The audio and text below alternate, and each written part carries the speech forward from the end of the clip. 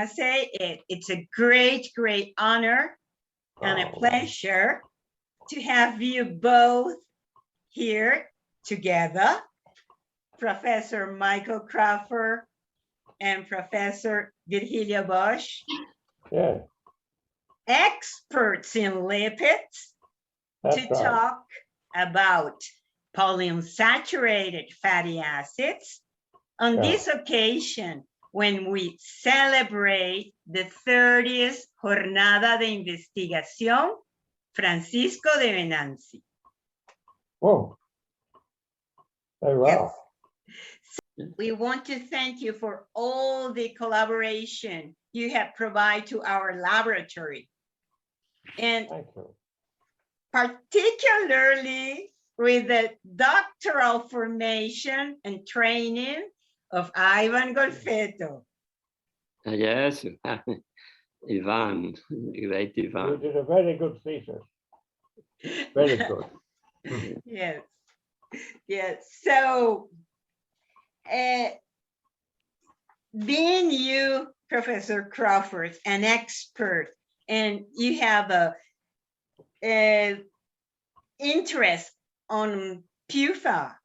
It's your interest on PUFA. It's a long-standing, and you have studied the poliinsaturated, the long-chain poliinsaturated fatty acids and their relation to encephalization.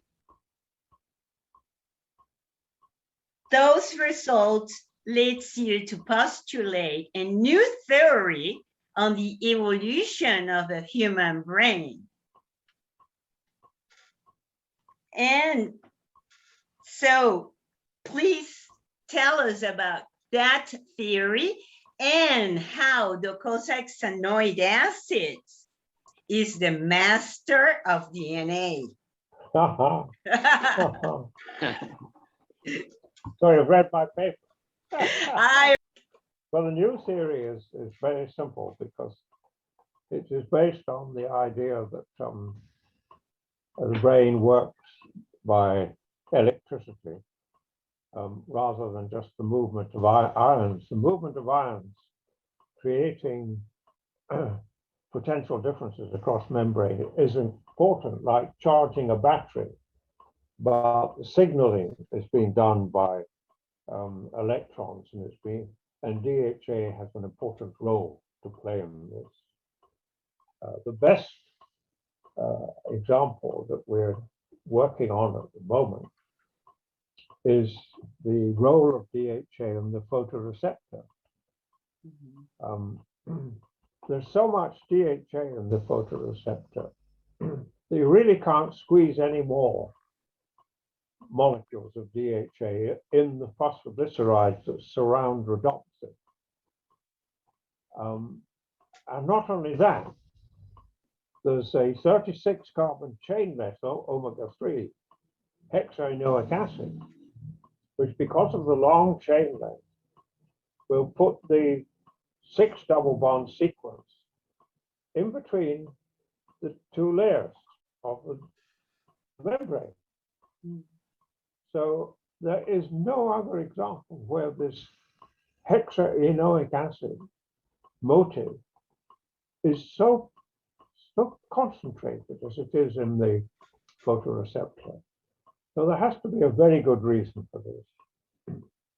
And the reason we have come up with is that DHA is actually a photon electron transducer. And the way this works is really quite simple. Something that has been completely missed by the conventional wisdom. The classical story is that retinol, the 11 cis position in retinol, an electron in the 11 cis position is activated by a photon. A photon hits it and transfers its energy to the electron. So the electron leaves orbit. That leaves a single bond, because we taken the electron away from the double bond, that leaves a single bond. But retinol recaptures the electron. And when it does so, recreates the double bond, but no longer in the cis position, but now in the trans position, which is a structural change. Yeah, Instead of a trans. kink of the cis, it's now more or less a straight line. So like a switch like that, which is happening. So this has been interpreted as activating rhodopsin, which then activates a whole bunch, a cascade of events, including activation of a lot of cyclic GMP. And that is where the classical explanation more or less stops. But this does not do a very important thing. It does not explain the precision of the signal. Mm-hmm. Because if you have two photoreceptors responding differently to the same wavelength, vision is a mess. So the signal has to respond precisely to whatever is coming in. And that is not explained by, because how many cyclic GMPs are activated? How many? 100, 150, 2000, 2001? No, there's no sense of precision in here. Now, but it's okay because it charges the battery, it charges the membrane, causes hyperpolarization. Now, that is the classical theory. What we have introduced is a very simple thing, is that the recapture of the electron means that there's a big energy difference between the original cis and the trans. Mm-hmm. Now, according to the law of conservation of energy, that can't be allowed. What has to happen is that a photon has to be ejected to account for the difference between the cis-trans energy, trans being at the lower energy, and the photon coming in the first place.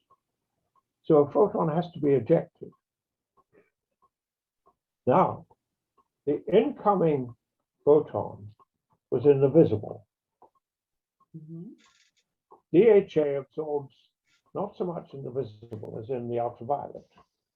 Okay. So if you take a photon that's in the visible and add energy to it, which the difference between cis and trans, you add energy to the photon, you move it into the ultraviolet, where DHA absorbs. Now the absorption of a photon by DHA will mean that an electron, again a pi electron, has been activated. And with hyperpolarization, that electron will be sucked out, and that's the signal. Now here comes another point about this that is novel. That electron, the energy of that electron is a function of the original photon. Because that will be a quantized system for transferring the information to the brain, because the energy difference between cis and trans is common to all events. So the difference between one wavelength and another wavelength will be transferred precisely to the brain. Now, there's no other explanation for the way in which the brain sees the vivid amount of information that we see. It is the brain in our consciousness transferred from the retina in some way. But this explains it very simply, that an electron carries the energy from the photon to the brain, and all you need is the brain ability to have single electron receptors. Now this is this of course gives absolute precision to the signal. You have absolute precision. Absolute quantum mechanical, we define precision. You have the original photon with energy 1, you have cis strands with energy 2. So you now have 1 plus 2, and that energy can be transferred by DHA from the photon that activates it to an electron, carrying that information to the brain. So we see the vivid stuff that is all around us, and that's it. It's really quite simple. Now I was very scary about postulating this idea of single electron receptors in the brain. But you have to explain how that information, vivid information, seen by the retina, gets undisturbed to our consciousness at some distance from the retina. And this does it, of course.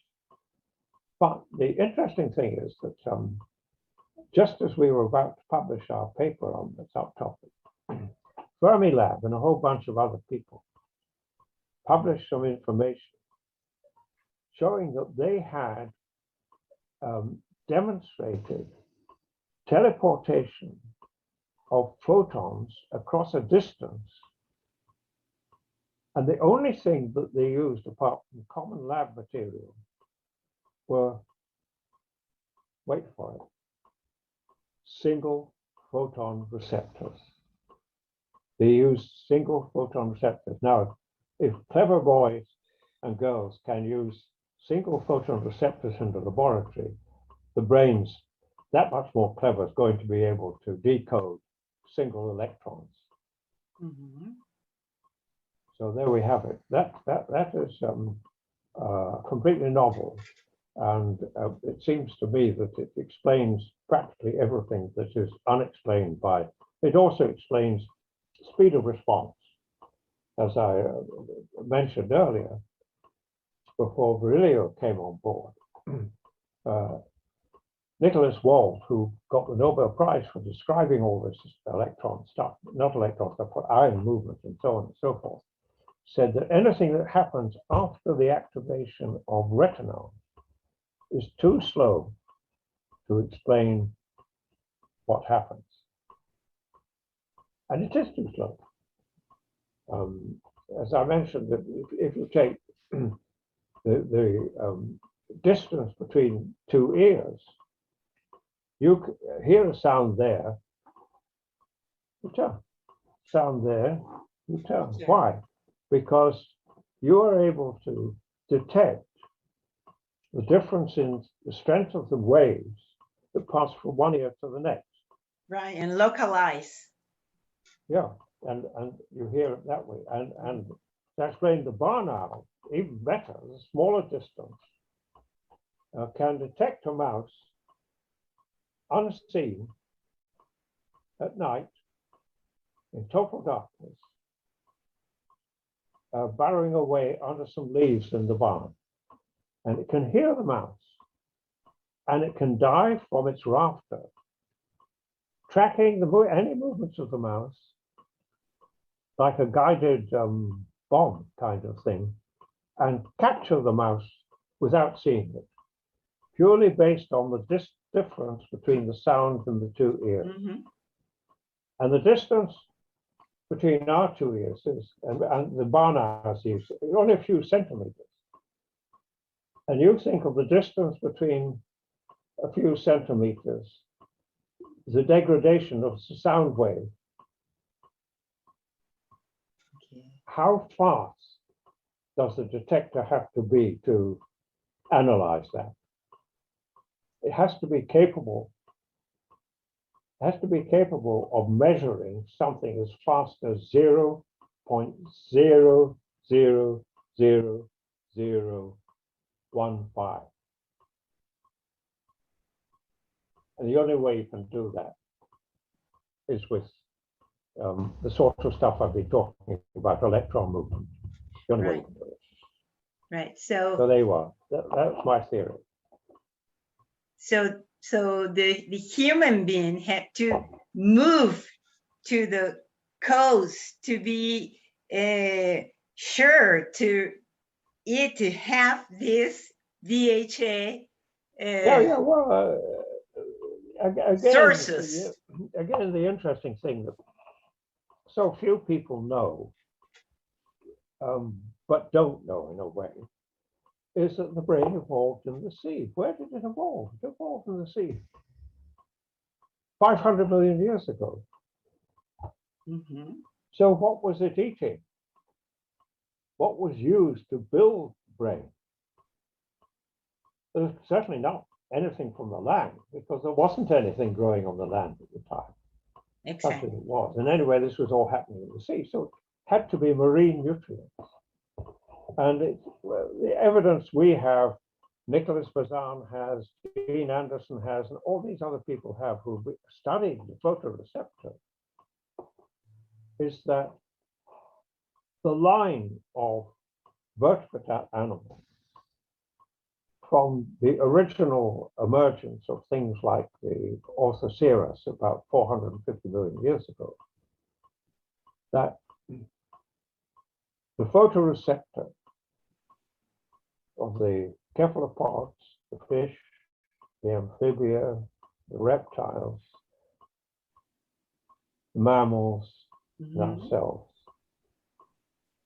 is built with precisely the same chemistry using DHA. Mhm. And the same applies to the synapses and neurons. So with that biological history, I think the evidence is incontrovertible that DHA was responsible for the signaling systems of the brain. And the explanation that I've given you offers a new vision of why it was chosen by evolution, as opposed to similar molecules with only one double bond difference. The two of them, the omega-6 docosahexaenoic acid and the omega-3 docosahexaenoic acid.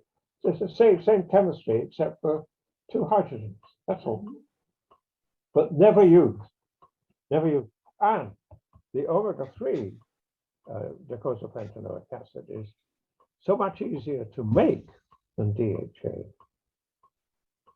Thermodynamically easier to make, less susceptible to peroxidation. Might have been a better choice, but no. Yeah. Yeah, in fact, I read that there exist two haplotypes, different haplotypes for the fatty acid synthase that makes the elongation and the saturation, and it's different from Africans. Oh We yeah. see Oh, yeah. they have the Yeah. ancestral and the Americans or Amerindios Yeah. that have Tom Brenner has shown the other haplotype. And Yeah. even if it's not very efficient to elongate and desaturate, but it gives a little, it's interesting to see how necessary is those polyunsaturated fatty acid to be sure to be there for the structure of the human brain and photoreceptors. Yeah. Well, it's the chemistry of the brain. We showed this in the 1970s. Incidentally, Andrew Sinclair and I are writing a paper which is to be published this year to celebrate 50 years since we described the role of DHA in evolution, which was at a conference in London in 1972. Exactly. No, 1971, on October the 19th. So on October the 19th will be 50 years since we first presented the data. But it's quite clear that if you look at, we looked at 42 different species, and the chemistry of the brain is unchangeable. Mhm. It is built to the same specification. The only difference is the extent to which it evolved. And that meant that that was the clue that told us that the availability of DHA preformed was in fact the trigger to the evolution of the brain. And therefore we had to have lived a coastal existence. Now, you're right about the present day situation where we have people with different abilities to make DHA from alpha-linolenic acid. Mhm. But the problem with that is we're not talking about present day situation. We're talking about the conditions that change a primate's brain size from 350 grams of a chimpanzee to the Yes. 1.45 kilograms of Okay. Herto. Mhm. That's what we're talking about, not trying to maintain what we've got at the moment. And the evidence today is that the brain has been shrinking this century Yes. and that mental ill health has been increasing. And the only explanation for this is that we are going into an evolutionary reverse because we're not providing the brain specific nutrients that built the brain in the first place, that we've gone away from the use of fish and seafood and freshwater even. It's been overtaken by intensively reared foodstuff based on the land products, which have got no DHA in it at all. And it's not only DHA, because if you stop and think about it, in the population that Tom talks about, and others talk about as having little or no DHA in their diet,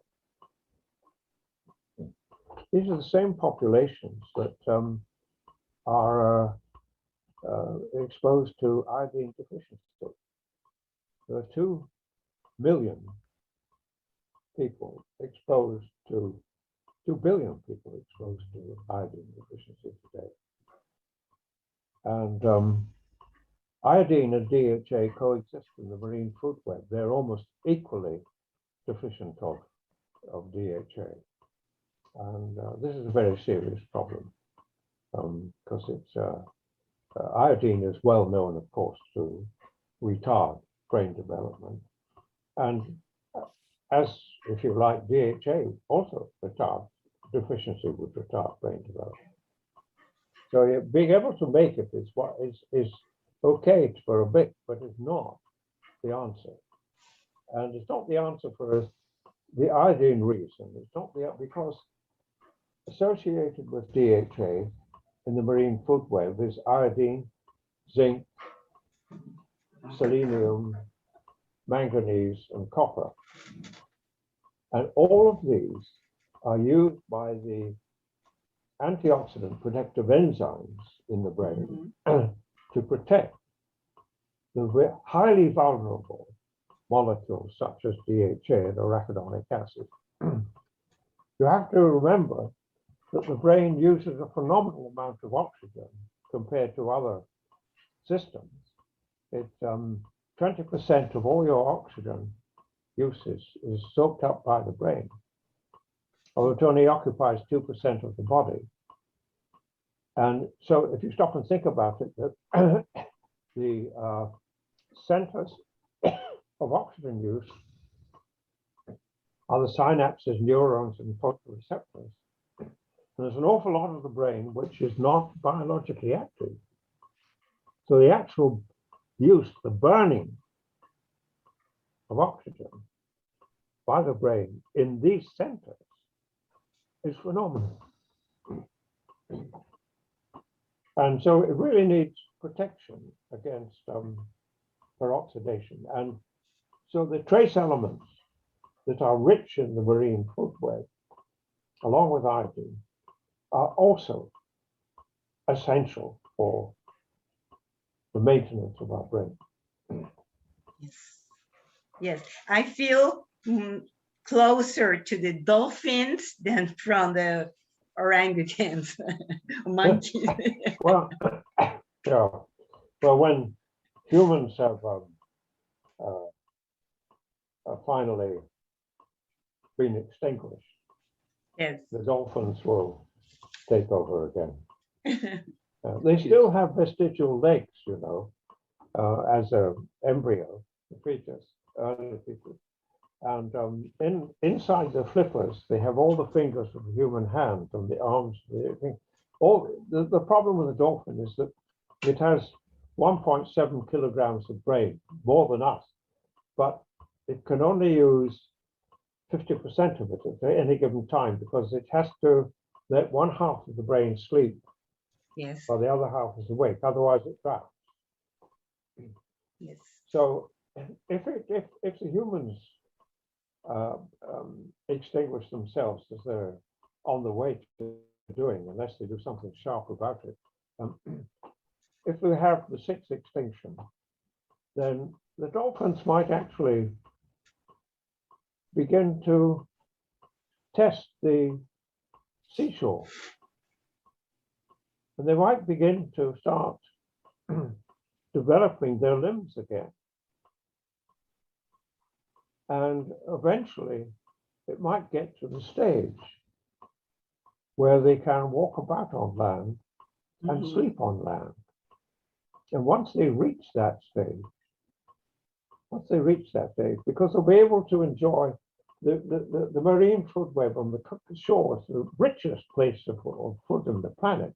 We've destroyed it, and once we're gone, it will be recreated. And it will attract the dolphins in a certain manner. And once they reach the stage of being able to sleep on land, they will have the whole of that 1.7 kilograms of brain. And we'll have the planet occupied by a new, truly intelligent species. Yeah. For a change. Yeah. So it's a well, we can spend all day talking about this. Yeah. But I would like to give the some time to Professor Bosch and ask you that you are as well so interested in omega-6 and omega-3 fatty acids and the status of this important fatty acid family of fatty acids in different, you have studied the composition of these fatty acids in different populations in Venezuela. You study people from the coast to the mountains and even the Amazon. So can you tell us a little bit more what important difference you found in those studies? Well, are you listening to me? Yes. Yes. Well, I was able to make only a few studies before the university crashed down because of the political problems. So that one thing I am really very surprised is the big difference in the amount of essential fatty acids in the different populations. So that, for example, the Orinoco Indian that live mainly in fish derived from the river, they have a really great amount of eicosa and leucosa fatty acid in the blood, even more than the rest of Venezuelan. And when I studied a small group in the Caribbean in the island of Margarita, and I wanted to know how much glucose and eicosa fatty acid they have in the blood, in the phospholipid or red blood cell. I was surprised that the supposedly very well nourished people in the city have glucose fatty acid lower in the city, lower than in the very poor people in the coast, so that the relation was obviously derived that they have to get their food at very low price sardines. So the only protein they get was sardines. So they have a lot of sardines from the sea and some small amount of maize and grains of like yuca, manioc. So the difference between the population from Margarita that were wealthy in the amount of the cost of fatty acids in the red cell was enormous. The poor people have more than double the amount of the cost of fatty acids than in the city. So obviously it was because they had to eat sardines. And the other type of fish they get, they have to sell it to buy something else. So they have to eat sardine because sardine is very, very cheap and very abundant.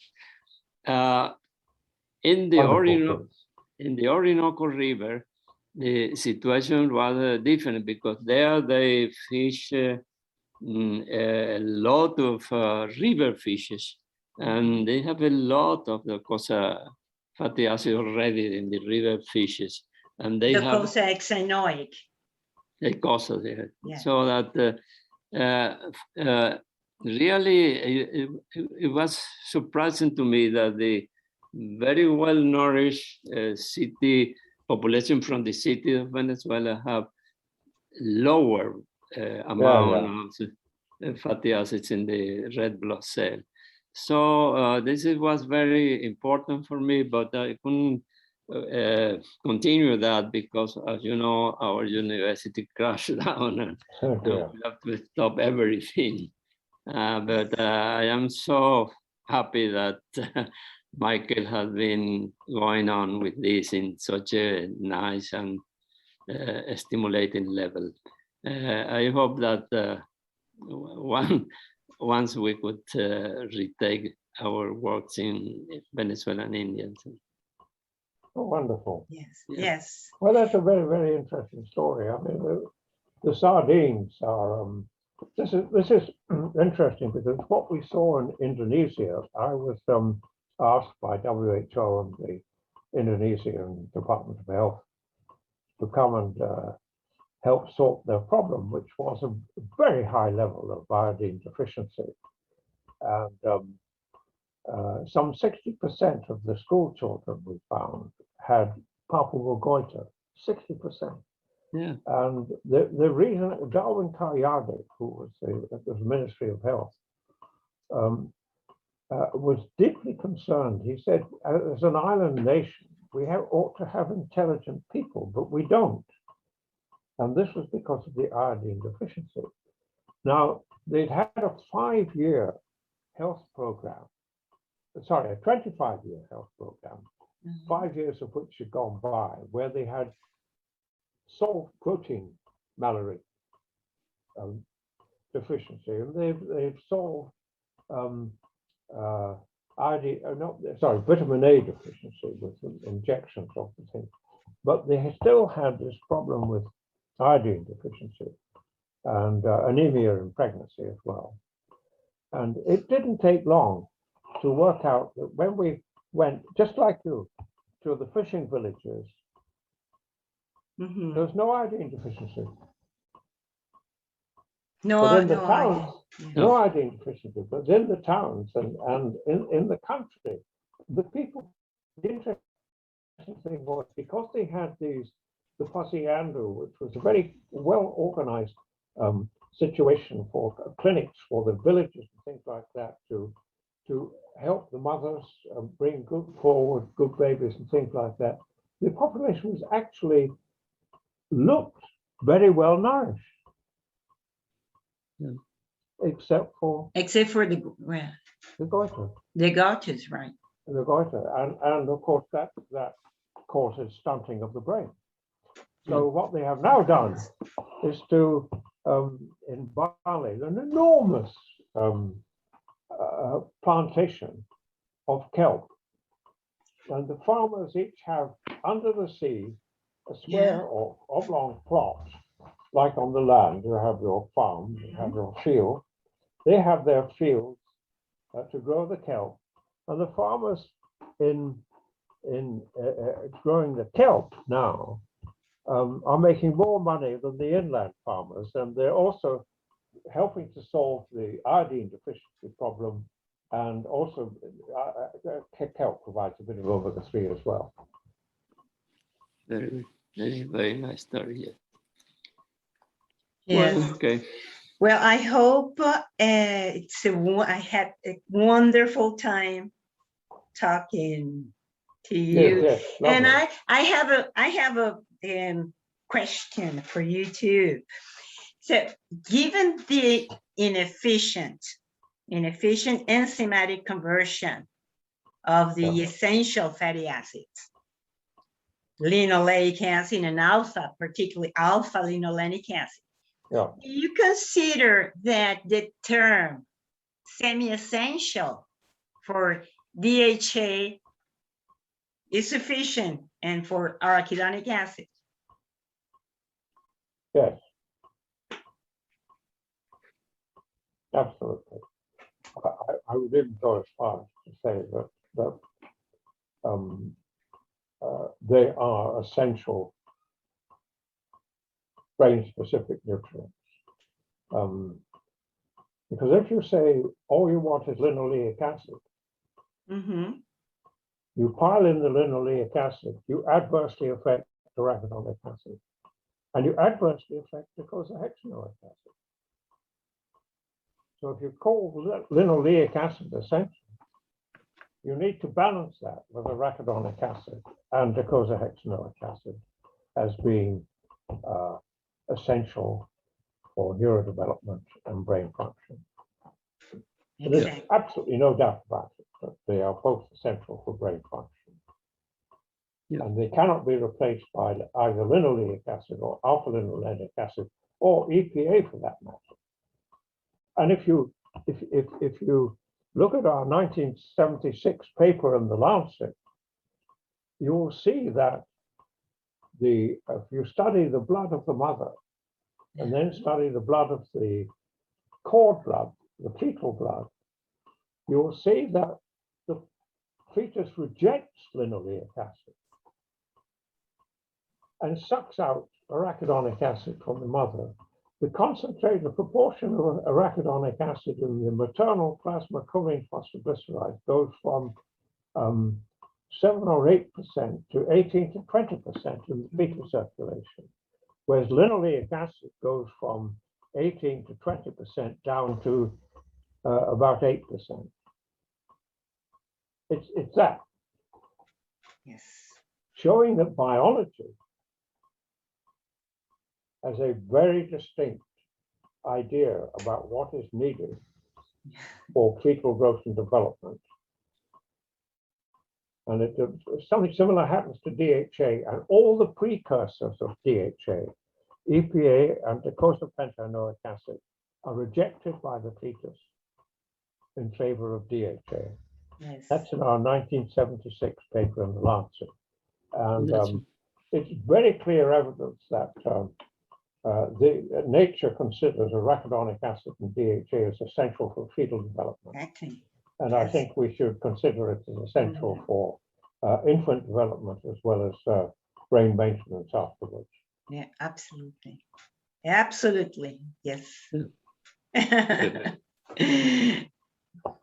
we go. Professor Well- Bosch, do you want to add another commentary? No, I only want to know what Michael think about the problem of the excess in the food of linoleic acid.